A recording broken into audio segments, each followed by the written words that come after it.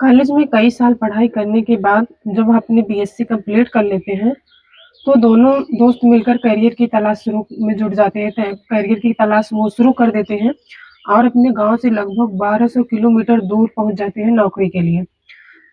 नौकरी करने के लिए जब वो जा रहे थे और धीरे-धीरे करके साल 10 साल ऐसे गुजर रहे थे। बात यह है 2023 और 2024 के आसपास की। इसी बीच में एक दोस्त अपनी पत्नी को लेके आ जाता है वह अपनी पत्नी को साथ रखने का को जो है फैसला करता है कि क्यों ना हम सब साथ-साथ रहें। साथ रहेंगे तो खर्चा भी कम होगा और खर्चा कम होगा तो किराया बच जाएगा। इसी बीच में जब एक दोस्त होता है उसकी नीयत में खोट आ जाती है। जब दोस्त की पत्नी नहाने के लिए बाथरूम जाती है तो वह मौका पाते ही बाथरूम में उसका वीडियो उतार लेता है, साथ ही फ़ोटो बना लेते हैं। लेकिन इस बात की उसने किसी को भी भनक तक लगने नहीं दी और वक़्त आगे बढ़ जाता है। एक बार फिर से उसे मौका मिलता है तब वह दोस्त की जो पत्नी होती है, जैसे बाथरूम में नहाने के लिए जाती है तो उसकी न्यूड मोबाइल अपने मोबाइल में कर लेता है। अब यहाँ से वह अलग-अलग हो जाते हैं। लगभग इस वीडियो बनाने के लिए यह 1 डेढ़ साल के बाद की बात है। वह मौका पाता है और मौका पाते ही अपने दोस्त को कुछ ऐसी बातें कहता है कि मेरे पास तुम्हारी पत्नी के कुछ गंदे वीडियो और फोटो हैं। अगर तुमने मेरी मांगे पूरी नहीं की तो मैं इन्हें वायरल कर दूंगा। जैसे ही दोस्त को यह बात पता चलती है तो उसको पैर तले जमीन खिसक जाती है। वो सोचने पर मजबूर हो जाता है कि उसके साथ कई साल तक पढ़ाई की, जिसने साथ लगभग यानी 10 साल तक नौकरी की, उसके साथ खाते पीते थे, एटीएम हो या फिर मोबाइल पिन कोड हो, ये सब कुछ उसको पता था। यह मेरे जो है उसका दोस्त था, वो साथ-साथ रहते थे, उसको सब पता था, लेकिन फिर भी उसने ऐसी गंदी हरकत की अपने दोस्त के साथ। तो वो सोचता है ये कैसा मेरे साथ कर सकता है, या तो धीरे-धीरे जो है गद्दारी के रास्ते पे उतर आया है। उसने रिक्वेस्ट की, खुशामंद की कि ऐसा मत करो। यहीं से एक विवाद पैदा शुरू हो जाता है। विवाद कुछ इस कदर शुरू हो जाता है कि कत्ल हो जाता है और कत्ल के बाद 9 टुकड़े शरीर के करके वह शहर के इर्द-गिर्द कई जगह पर फेंक देता है। और जब इस घटनाक्रम का खुलासा होता है तो लोगों को यकीन नहीं हो रहा था कि एक दोस्त ने अपने दोस्त को दगा देने के लिए कुछ ऐसा भी घटना कर सकता है। नमस्कार, मैं कार्तिका आपको जो ये सच्ची घटना सुनाने जा रही हूँ, ये सच्ची घटना गुजरात प्रदेश के जिला भरूच की। दरअसल भरूच जिले का एक थाना लगता है, सी डिवीजन पुलिस स्टेशन, और यहाँ पर एक भुलाव के पास एक डीएसी गांव है। यह जो है घटना 29 मार्च 2025 की शाम के लगभग 5 बजे के आसपास होती है। एक राहगीर निकलता है उस रास्ते पर, मतलब वो उस रास्ते पे जा रहा था। इसी बीच उसकी नज़र जो है एक कुत्ते पर पड़ती है। कुत्ता एक नाली की तरफ से पॉलीथीन उठाकर ले आता है और पॉलीथीन उठा लाने के बाद वो उसे रखकर उस पॉलीथीन को फाड़ने की यानी खोलने की कोशिश करता है कि इसमें जो कुछ रखा सामान है मैं इसे खा सकूं। लेकिन वो शायद फट नहीं रहा था कुत्ते से, लेकिन फिर भी वो उसमें जद्दोजहद कर रहा था। आखिरकार जब वो फटता है तो जो वो राहगीर था उसकी नज़र जो है उस पे पड़ती है। तो जैसे ही पॉलीथीन फटती है तो उसकी नज़र पड़ती है तो अंदर एक सर होता है, पॉलीथीन के अंदर सर होता है। सर को देखकर राहगीर की आंखें चौंधिया जाती हैं, परेशान हो जाता है और वो इससे पहले कुछ कह पाता बेहोश होकर जमीन पर गिर जाता है। जैसे ही वो बेहोश होकर जमीन पर गिरता है, उसको गिरते हुए आसपास के लोगों ने देख लिया, दौड़कर उसके पास आते हैं, उसे जगाते हैं, उसको होश में लाने की कोशिश कर रहे थे। जैसे ही वह होश में आता है तो जोर-जोर से चिल्लाने लगता है। उस पॉलीथीन के पास जाओ, उस पॉलीथीन के पास एक सर है जो कि किसी इंसान का है।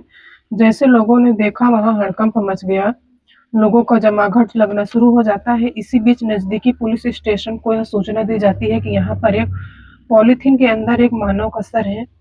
किसका है, किसका नहीं है, पुलिस इस मामले की जाँच-पड़ताल में जुट जाती है।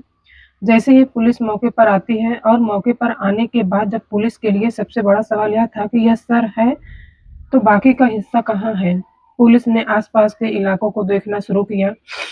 देखने के बाद पता लगाने की कोशिश कर रही थी, लेकिन 29 मार्च 2025 को आखिरकार कुछ नहीं मिलता है। इसके बाद पुलिस ने लगभग जो इस जिले के 31 पुलिस स्टेशन होते हैं, सभी में सूचना प्रसारित कर दी जाती है कि एक व्यक्ति का इस तरह से सर मिला है। साथ ही पुलिस ने एक टीम गठित की।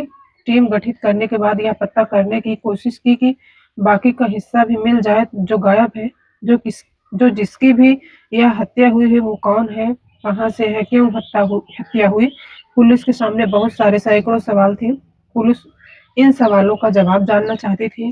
पुलिस से ज्यादा कहीं वो स्थानीय लोग इस सवाल का जवाब जानना चाहते थे कि आखिरकार वो कुत्ता किसका सर लेकर घूम रहा था, किसके सर की खाने की कोशिश कर रहा था। आखिरकार पुलिस ने जब कोशिश की तो 29, 30 और 31 मार्च, यह साथ ही 1 अप्रैल और 2 अप्रैल को पुलिस अलग-अलग जगहों पर लगभग 1.5 किलोमीटर के दायरे में 9 हिस्से मिल जाते हैं।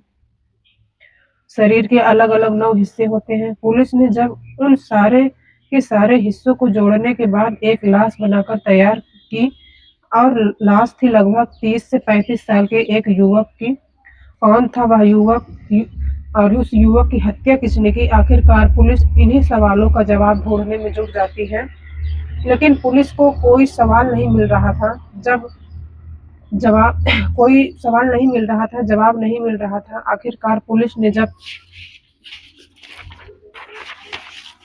गौर से देखा, जब पोस्टमार्टम की टीम पोस्टमार्टम कर रही थी, डॉक्टर ने देखा कि उस एक लड़के की जिसकी हत्या हुई है उसके हाथ पे लिखा हुआ था कुछ स्टाइल, इस साइड में सचिन कुछ कर्व करके लिखा हुआ था। जैसे ही पुलिस ने यह जानकारी जुटाई कि आखिरकार यह सचिन ऐसा तो नहीं है जिसके परिवार में कोई है कि नहीं है, किसी और का हो, लेकिन सचिन तो एक किसी आदमी का ही नाम होता है, किसी लेडीज का नाम नहीं होता।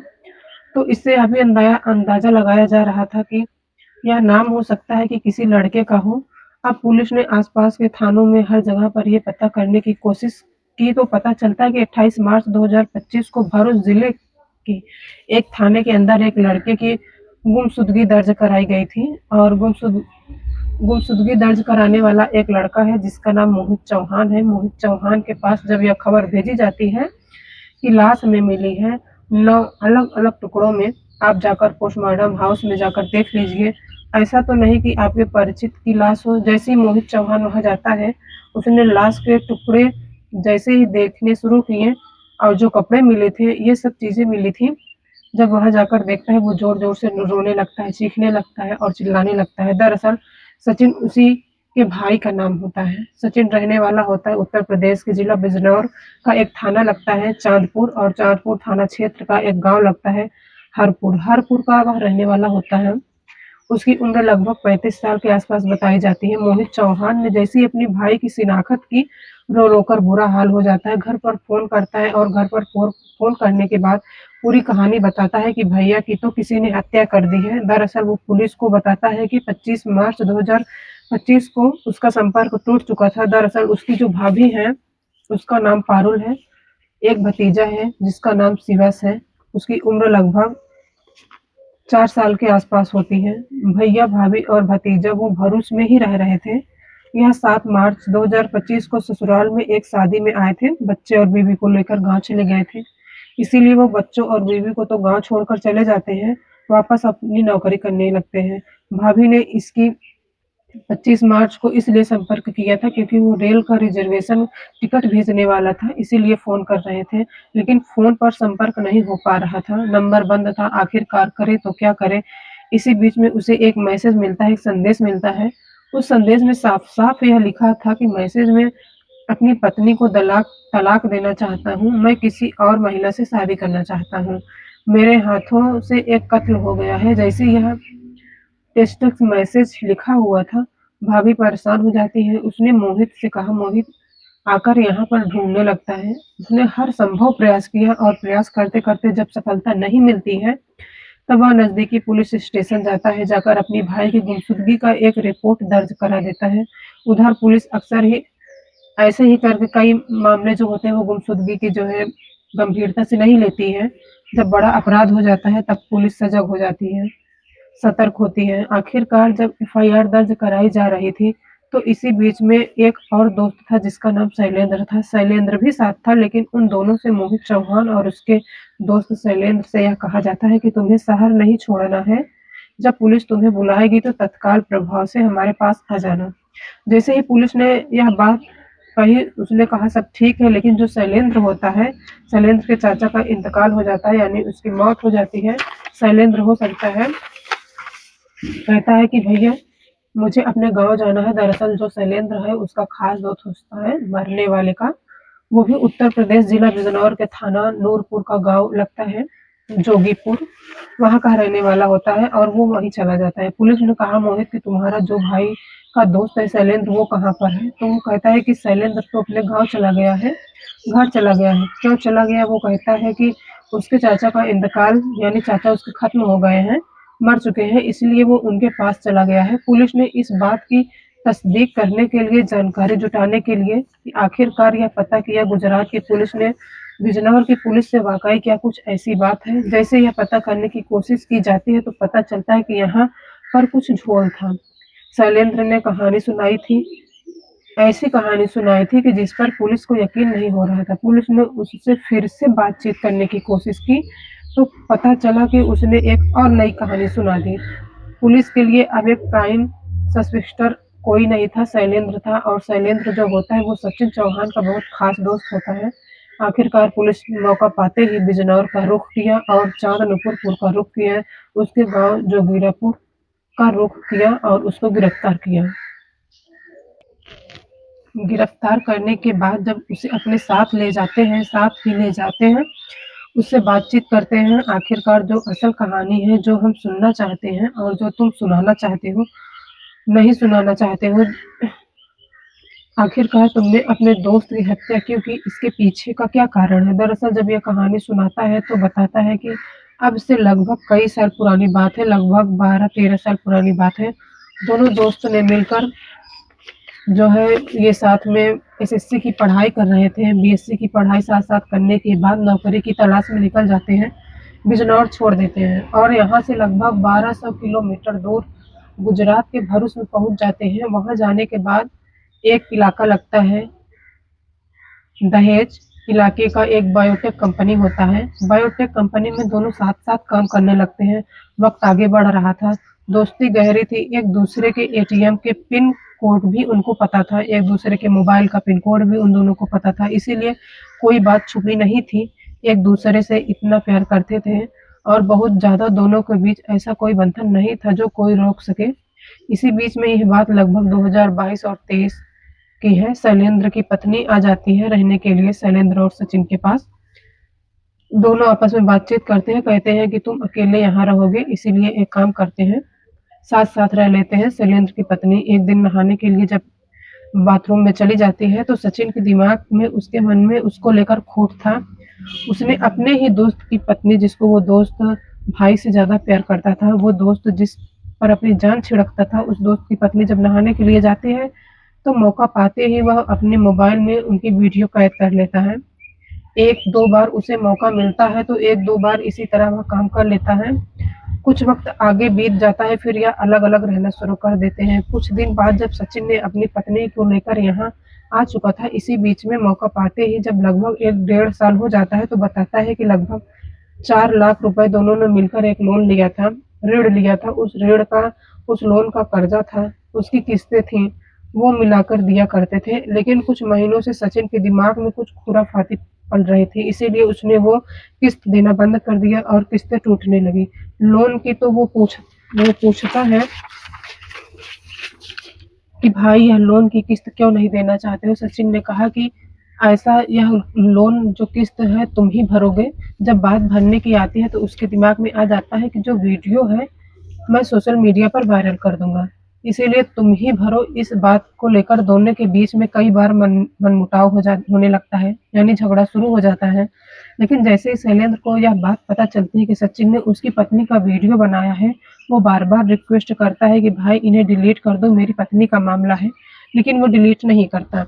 उसकी पत्नी को लेकर उसके मन में गंदी बातें पल रही थी। इसी बात को लेकर शैलेंद्र को बहुत ज्यादा गुस्सा आने लगता है। वक्त आगे बढ़ रहा था। 2025